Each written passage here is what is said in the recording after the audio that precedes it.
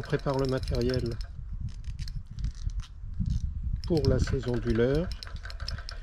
Je vais donc cette année utiliser toujours ma Dragon Bet 6 basses, sans H, mais elle va être associée à un moulinet Penn Spinfisher 6 en taille 4500.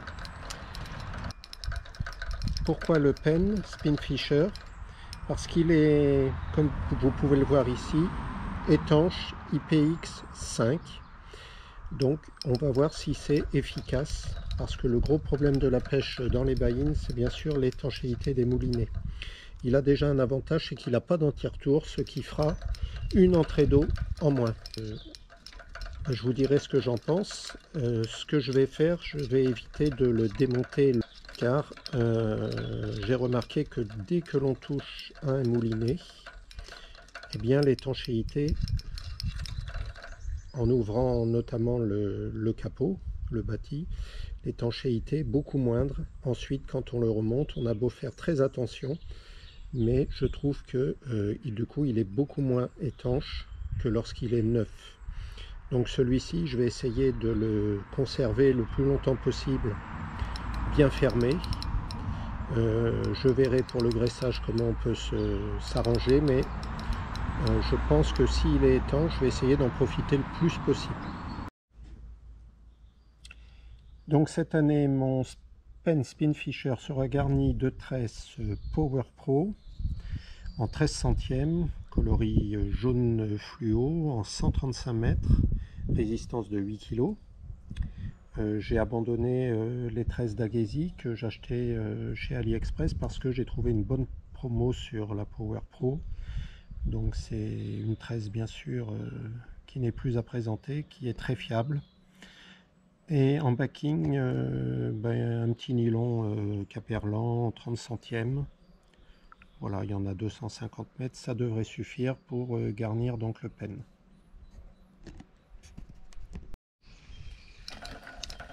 Voilà, donc j'ai fini d'enrouler la tresse et maintenant j'enroule le backing. Bon alors, c'est pas une erreur, hein. J'enroule le backing et ensuite j'inverserai. Je n'ai qu'une seule bobine avec le Spinfisher, donc voilà, on est obligé de faire comme ça. Voilà, donc là le backing jusqu'à ce que la bobine soit bien pleine.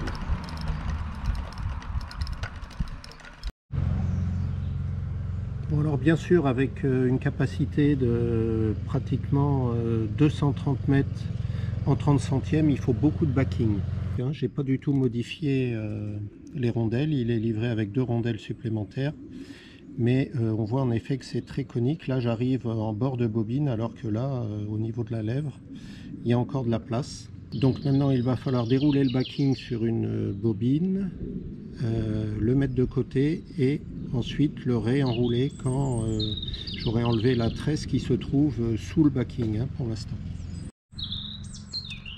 Voilà, donc en fin de compte c'est expliqué ici. Moi je suis plutôt dans ce cas là. Donc je pense que je vais être obligé d'enlever la rondelle qui est installée et de rajouter une des 2 rondelles livrées pour avoir un enroulement plus droit. Bon, alors maintenant on va dérouler le backing. Alors mon petit dérouleur de backing.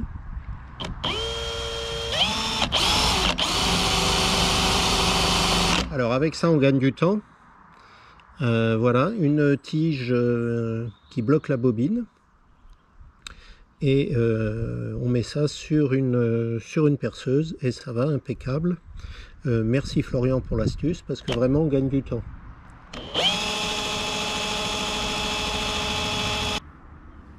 Alors même chose sur la tresse.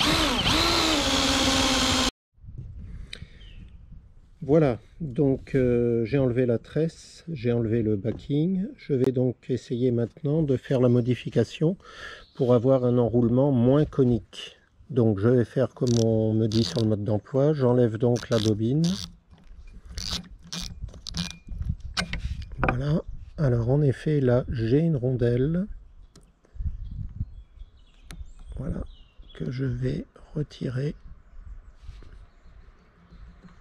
Voilà, alors elle est beaucoup plus épaisse que les 2 rondelles qui sont fournies, donc il n'y a pas moyen de la confondre. Voilà, je vais remettre donc la rondelle moins épaisse. On la pousse délicatement sur l'axe. Voilà, il suffit ensuite de remettre la bobine et on va voir si ça change quelque chose au niveau de l'enroulement du backing et de la tresse.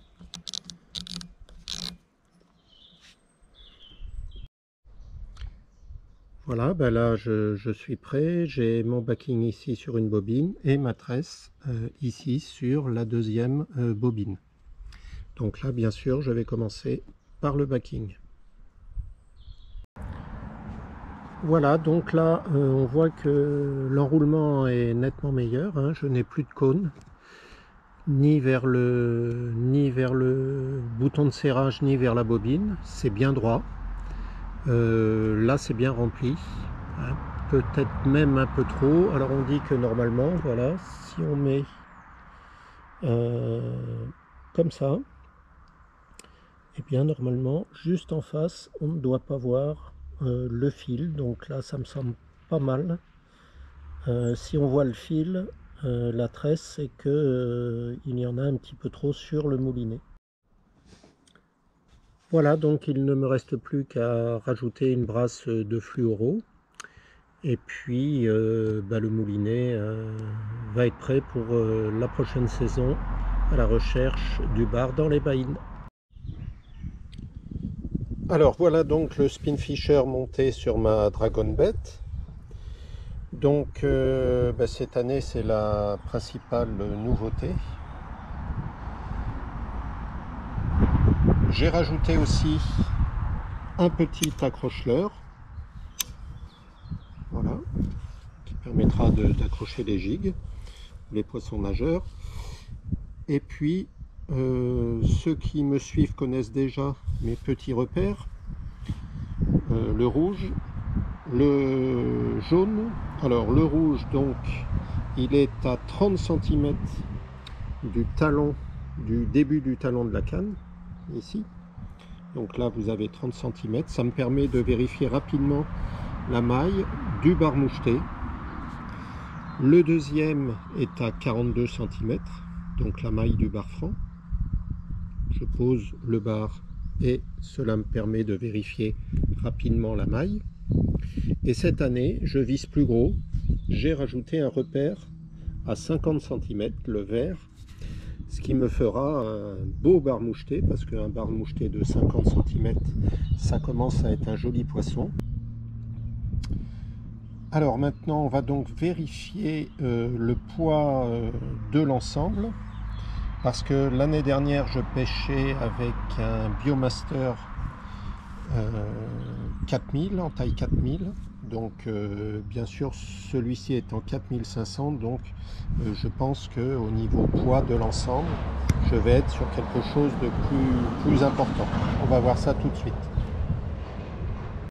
Alors, on aurait pu se contenter du modèle 3500, c'est vrai, qui aurait été du coup plus léger.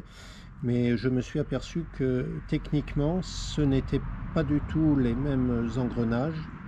Il avait des engrenages plus légers, alors que celui-ci du coup a le mécanisme des séries supérieures 5500, etc. Donc bon, même s'il est un peu plus lourd, je pense qu'il valait mieux prendre le 4005 plutôt que le 3005.